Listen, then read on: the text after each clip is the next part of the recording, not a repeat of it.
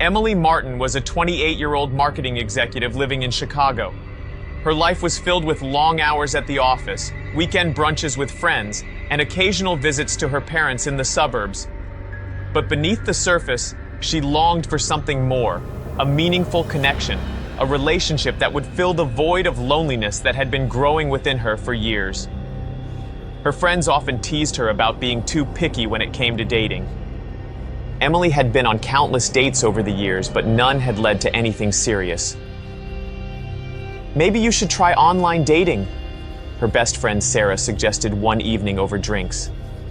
"It's how I met Tom, and you know how well that turned out." Reluctantly, Emily decided to give it a try. She downloaded the most popular dating app and spent a few days crafting the perfect profile. Her pictures were carefully selected, casual yet flattering, showcasing her love for travel, her playful side, and her professional accomplishments. Within hours, she started receiving messages, but one in particular stood out. His name was Daniel Reed. At 32, he was a successful architect who shared Emily's passion for travel and culture. His profile was filled with photos of him at iconic landmarks around the world, standing in front of the Eiffel Tower, hiking through the Swiss Alps, and sipping espresso at a cafe in Rome. His messages were witty, intelligent, and charming, and before long, Emily found herself looking forward to each new conversation with him. They spent hours chatting, exchanging stories about their lives, their dreams, and their shared love for classic literature. Daniel's knowledge of Emily Brontë and Charles Dickens impressed her, and his sense of humor kept her smiling throughout the day. He seemed too good to be true. After a week of messaging, Daniel asked if they could meet in person. "I feel like we've known each other forever," he wrote. "I think it's time we take this offline." Emily's heart raced as she read his message. She had never felt such a connection with anyone before, and the thought of meeting Daniel in person filled her with both excitement and nervousness. After consulting with Sarah, who encouraged her to take the leap, Emily agreed.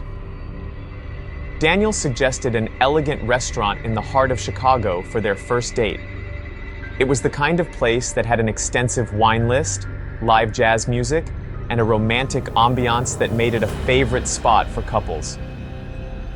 Emily spent hours getting ready, carefully choosing a dress that was both sophisticated and a little daring. She wanted to make a good impression. When she arrived at the restaurant, Daniel was already there, waiting for her with a bouquet of lilies, her favorite flowers. "How did you know?" she asked, surprised and touched by the gesture. Daniel smiled, his eyes twinkling. "I guess I'm just good at reading people," he replied. The night was perfect. They talked for hours over a candlelit dinner, with Daniel proving to be as charming and attentive in person as he had been online. He listened intently to everything Emily said, asking thoughtful questions and sharing stories about his own life. He spoke of his work as an architect, his love for art and design, and his plans to visit Japan next year. He even made Emily laugh with a story about a disastrous hiking trip in the Rockies. As the evening progressed, Daniel suggested they take a walk through Millennium Park, just a short distance from the restaurant. The park was beautiful at night, with the city skyline lit up in the background and the famous Cloud Gate sculpture reflecting the lights around it. Emily hesitated for a moment. She didn't usually go for late-night walks with someone she had just met, but something about Daniel made her feel safe. They strolled through the park, their conversation flowing effortlessly. Daniel's hand brushed against Emily's, and before long, they were walking hand in hand. "This feels so right," Emily thought, her heart fluttering with a mix of excitement and contentment. But as they walked further into the park, the lights became dimmer, and the crowds thinned out. The atmosphere grew quieter, more isolated. They reached a secluded part of the park where the trees cast long shadows on the ground, and the only sound was the rustling of leaves in the gentle breeze. It was there that Daniel suddenly stopped. Daniel turned to Emily, his smile fading. His demeanor once warm and inviting, grew cold and distant. "There's something I need to tell you," he said, his voice low and serious. Emily's heart skipped a beat. The way he looked at her sent a shiver down her spine. "What is it?" she asked, trying to keep her voice steady. Daniel's grip on her hand tightened, and for the first time, Emily felt a surge of fear. "You're not going anywhere," he whispered, his eyes narrowing. The words hung in the air like a sinister omen, and Emily's mind raced with panic. She tried to pull her hand away, but Daniel's grip was ironclad. He leaned in closer, his face inches from hers. "You know too much," he murmured, his breath hot against her skin.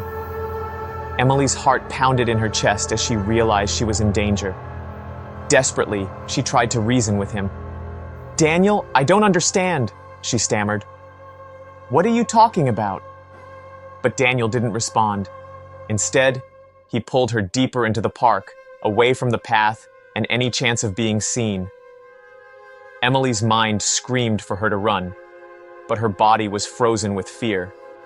She could feel the darkness closing in around her, suffocating her. Finally, as they reached a secluded clearing, Emily found the strength to fight back. She pulled with all her might, trying to break free from Daniel's grip. "Let me go!" she screamed, her voice echoing through the empty park. But Daniel was too strong. He shoved her to the ground, his eyes now devoid of any warmth or humanity. "You should have never trusted me," he said coldly, his voice dripping with malice. Emily Martin was a young woman like many others, successful, independent, and hopeful for a meaningful connection in the chaotic world of online dating. After countless matches that led nowhere, she finally thought she had found the perfect guy, Daniel Reed. He was charming, intelligent, and seemed to share all of her interests. Their conversations were effortless, filled with laughter and deep discussions that left her eagerly anticipating their first date. But sometimes, the most dangerous predators hide behind the most appealing masks. What began as a night of excitement and potential quickly unraveled into a terrifying ordeal. Emily's dream date turned into a nightmare she never could have imagined. A night of disappearance, violence, and horror that would forever change her life. This is the story of the darkest date, where trust is shattered, innocence is lost, and a young woman's search for love leads her down a path of unimaginable darkness. Prepare yourself, for this is not just a tale of romance gone wrong. It's a haunting reminder of the dangers that can lurk behind even the most perfect smile. Emily hit the ground hard, the impact knocking the wind out of her. She tried to crawl away, but Daniel was on her in an instant, pinning her down. "Please, don't do this!" she begged, tears streaming down her face. But her pleas fell on deaf ears. For what felt like an eternity, Emily endured unimaginable terror. Daniel's true nature was revealed in the most horrifying way possible. The man who had charmed her, who had seemed so perfect, was now a monster. He assaulted her, his actions driven by a twisted desire to dominate and destroy. Emily's mind was a whirlwind of pain, fear, and disbelief. How had this happened? How had she let herself be so vulnerable, so trusting? Every attempt to fight back was met with brutal force, and soon, Emily's strength began to fade. As the night wore on, the world around her seemed to blur into a haze of agony. The once vibrant city now felt like a distant memory, a place she could no longer reach. The park, once a sanctuary of beauty and peace, had become a prison, a place where evil thrived in the shadows. Finally, as the first light of dawn began to break, Daniel stopped. He stood over Emily's broken body, his expression unreadable. Emily lay on the cold, damp ground, barely conscious. She could hear him rummaging through his bag, but she was too weak to move. Then she felt a cold, sharp blade press against her throat. "You should have known better," Daniel hissed, his voice filled with venom. With a swift motion, he slashed her throat, the pain searing through Emily's body like a white-hot flame. The world went dark, and Emily's last thought was of the life she would never get to live. Days passed before Emily's body was discovered by a jogger. The police were called and an investigation was launched. The scene was gruesome with clear signs of a violent struggle. Emily's face was unrecognizable, her body broken and discarded like a piece of trash. The investigation quickly revealed that Emily had been on a date the night she disappeared, but any trace of Daniel was gone. His online profiles had been deleted, his phone number disconnected, and any evidence of his existence seemed to have been meticulously erased. Emily's friends and family were devastated. They couldn't comprehend how someone who seemed so perfect could commit such a heinous act. The media picked up the story, dubbing Daniel the Phantom Dater, a predator who lured his victims through dating apps before disappearing without a trace. As the investigation continued, more women came forward with stories of their encounters with Daniel. While none of them had suffered the same fate as Emily, their accounts painted a chilling picture of a man who had perfected the art of manipulation and deceit. He was a master of disguise, able to reinvent himself with each new victim, leaving no evidence behind. Despite a nationwide manhunt, Daniel was never caught. His face became the subject of countless news reports, his name synonymous with fear and distrust. Women across the country deleted their dating apps, terrified of becoming the next victim. The case remained open, but as years passed, it became a cold case, relegated to the dusty files of unsolved mysteries. Emily's friends and family struggled to move on, haunted by the knowledge that her killer was still out there, free to hurt others. They held vigil.